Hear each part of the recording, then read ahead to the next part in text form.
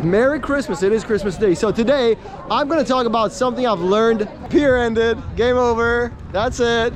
Everybody go home. These 12-year-old girls are following us. It's okay. No. They're just stalkers. Where's my mama? There's candy. Why is Chris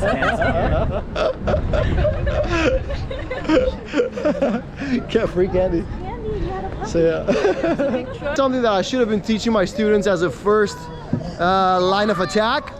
And I haven't been, and I haven't even been using myself, but I'm finding myself getting back into it and how effective it is both towards getting girls to like you and like being more attractive. So yeah, pretty cool Christmas, I'm not gonna lie. There was a good vibe. I thought there was gonna be nobody out actually. Really? To be fair. No, the pier is always packed. The pier is kind of packed, like with tourists.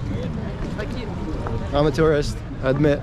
And calling more attention to yourself in a positive way, but also creating that feedback loop where your own psychology sees the reactions of the people around you and helps you out and makes you more confident. And that is your voice, more specifically, how to project it. If you can surf, you can drive. What's that? Oh, it's a baby. Do not touch that. It's got COVID on it. Cover girl. All right, good night. Good night. So there's a big difference between yelling and projecting your voice. It's the difference between power versus force. If you're yelling, this is force. You're straining yourself and you're damaging your voice, and the effect you create on others, how others perceive you, how others receive you, is not the best. They perceive you as low status. Yelling is more so complaining, crying, being helpless. But conversely, projecting your voice is power. Okay, and that's where you want to be. You want to be the lion, not the hyena. So the question is, how do you project your voice? Before we get into that, why can't you project your voice? There is a mechanism in your head that's gonna protect you from dying. This is very important, okay? This is what happens when you are in a tribe of 150 people, which is what your brain today is wired for. What am I trying to say? If you get people on stage and implore them to yell, implore them to project their voice, and be as loud as possible, they're gonna show you, oh shit, let's be honest. They're gonna show you, they're gonna reach a level of volume that is kind of satisfactory to them, but is nowhere near as loud as they can be. That's because if you're expressive, if you're loud, if you are kind of like making yourself known, you're making yourself a target. And if you're not comfortable with that, in a tribe of 150 people, you will die. So embedded in your brain is a mechanism that will protect you from that. You're going to effectively not be as loud. Now,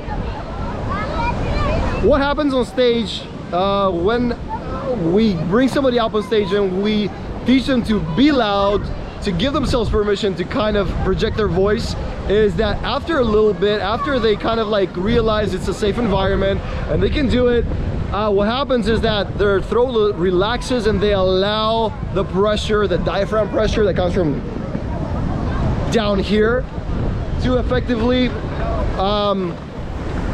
create a booming voice, which is not yelling. This power, it does cut through the noise, it cuts through the music, it cuts through the car noise if you're on the street, and makes you very, very audible. What that does is, when people see that you have the power to do that and you can give yourself permission to do that, that creates the, hello, what's up, dude? Are you a YouTuber? Let's do it, pound this. Are you a YouTuber? A little bit. So that creates the effect of status. Why? Because you allow yourself to project, you allow yourself to make yourself known, you allow yourself to be visible. And if you're visible and you're comfortable with that, that means that in the 150 people tribe, you don't die. That means you're the fucking leader. So it's all about sub-communication. And we'll talk in a second about how to do this practically, like actually how to utilize your body, your voice to project and not yell. But that is a status symbol. That is effectively sub-communicating implicitly to the woman that you're, what's up, dude? Let's fucking go. Stop communicating to the woman that you're a man of status and you're a man of power, and you don't have fear, you're not afraid. If you can't project your voice, if in here I was trying to like stay quiet, yeah, maybe people wouldn't stare at me while doing this, but at the same time, I wouldn't be capturing your attention, okay? So, let's briefly get into how to do this practically, so that you know how to do it, so that you know how to project your voice beyond just the act of giving yourself permission. How to use your body to do this. Okay, it's very simple. I hope I'm coming across because there's a lot of wind, and I don't want the mics to catch the wind. Hopefully that's not happening. So, how do we do this? First of all, I want you to practice diaphragmatic breathing, which is kind of hard.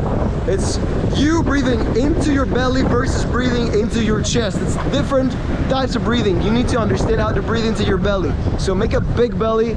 After you've done this, create pressure in your diaphragm. That's right here. And when you're ready, that means when you have inhaled all the way, then we speak out of that pressure. We don't speak out of here, we don't speak out of here. We speak out of right here. Okay, so practice this in the club, which is an environment that gives you permission to do that, because you gotta be as loud as possible. And there is a way, even in the loudest clubs, to have your voice cut through the music, cut through the noise, and reach the other person's ear and the girl's ear with clarity and with power.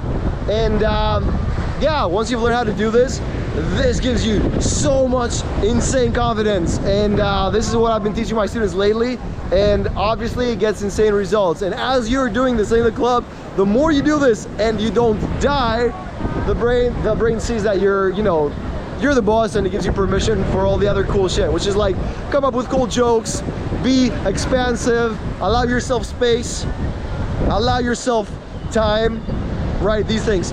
And obviously spectators, passersby, women specifically perceive you as high status, more attractive, and that's how you get the number, that's how you close, that's how you have sex and create a relationship with a woman of your dreams. So if you like this video and you want to see more, obviously subscribe to the channel and grab the link down below, because we run boot camps pretty much every weekend and it's been insane.